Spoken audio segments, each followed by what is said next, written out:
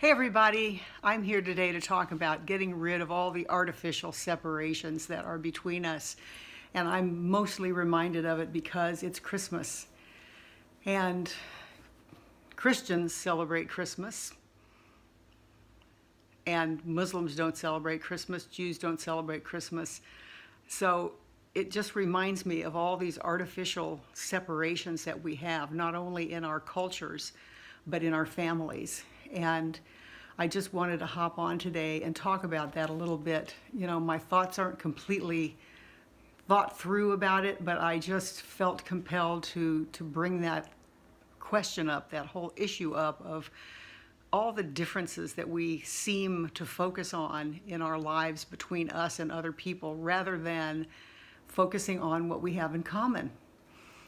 You know, this video might anger some people who believe that there's only one way that you can connect to God, but I believe there are so many ways.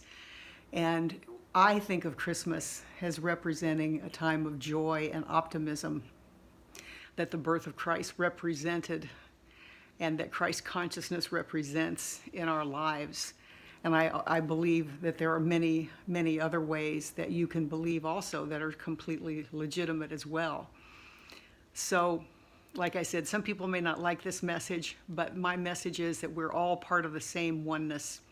I'm Helen Hillix. I'm an intuitive counselor and spiritual coach, and I am talking about oneness today and looking for the similarities. You know, why can't we all celebrate Christmas with the idea that, you know, it's another holiday that represents joy and love and connection, just as much as we might celebrate Hanukkah or Passover or Kwanzaa or Ramadan, you know, whatever the holiness is of all those different holidays. Why can't we celebrate them all in essence, connect to them all, believe that they all have value? And if you want to talk about how does this apply to our individual relationships, well, let's take a look at it. If you're in a relationship and your partner, you know, believes in doing things very quickly and is all about efficiency and getting things done quickly, and the other partner is about doing things slowly and methodically, you know, is one of those right or wrong? Or are they both ways that you can get to the same goal, the same intention? And, you know, one person may be all about, let's process our feelings now. Let's get it out in the open now. And the other person is, give me some time. You know, let me think about what I want to say. Let me process my feelings. You know, is one of those right or wrong? No. And one person, you know, wants to raise their children with a firm set of rules, and the other one wants to be more interactive and more process oriented. And again, you know, is one person right or wrong?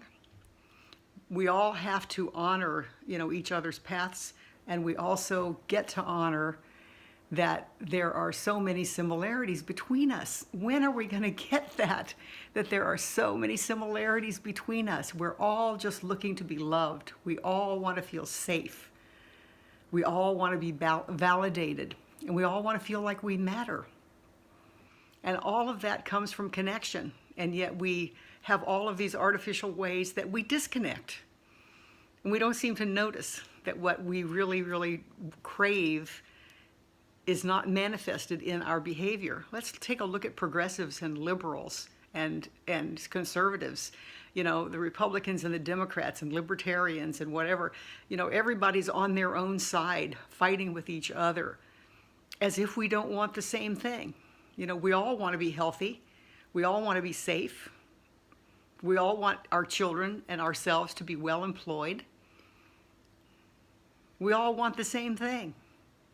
When are we going to wake up and realize that polarizing, whether it's within our individual couple, it's in our families, it's in our culture, or it's in our religions, when are we going to wake up and realize that all those polarizing beliefs and fighting with one another, when are we going to realize it doesn't work?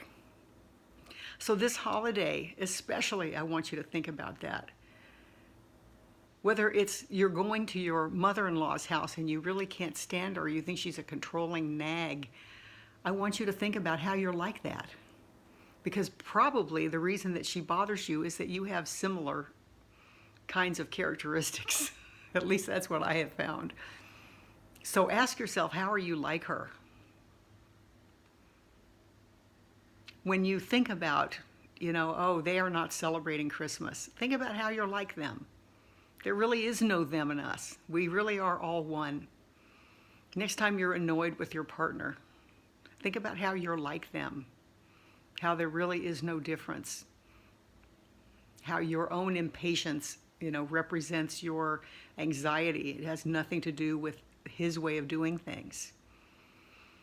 So let's just take a moment right now and reflect on that.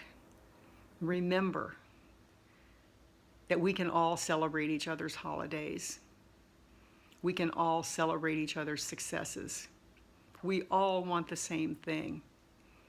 We all want to be loved. We all get to hear spiritual guidance to help support our lives and guide us.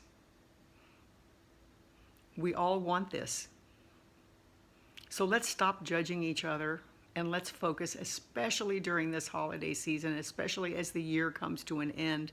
Let's go out with all these wonderful feelings of connection and that we are making a difference in eliminating and dissolving the artificial separations, the artificial differences that we have been taught to create in our lives. Let's just get rid of them.